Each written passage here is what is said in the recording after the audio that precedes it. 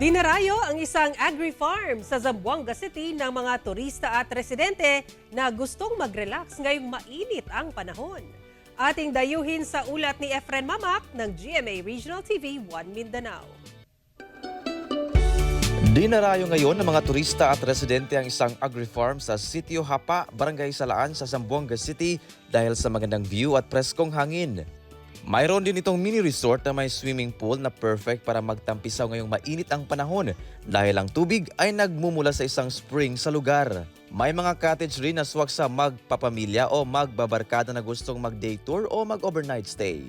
At ang isa sa mga binabalikang atraksyon dito ay mga sculpture ng iba't ibang hayop katulad na lang nitong giant crocodile.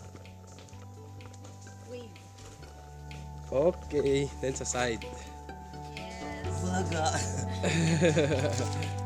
Ang nasabing pasyalan ay mayroon ding hagdanan at view deck na hinulman na tila kamay ng tao na pwedeng akyatin para makita ang picture-perfect na view ng farm na napapalibutan ng mga luntiang kakahuyan at fruit-bearing trees katulad ng niyog. Dito, parang a new experience, refreshing, a new part of experience na pwede nating ma-enjoy. Ang 14 na hektaryang farm na ito ay napapalibutan ng mahigit 4,000 makukulay na gulong na nagsisilbing bakod sa gilid ng daanan. Mayroon din itong 14 Stations of the Cross na kasalukuyan pang dinidevelop ngunit dinayo na ng mga debotong Katoliko noong Semana Santa. Dito sir, open tayo dito. Ito hindi ito business.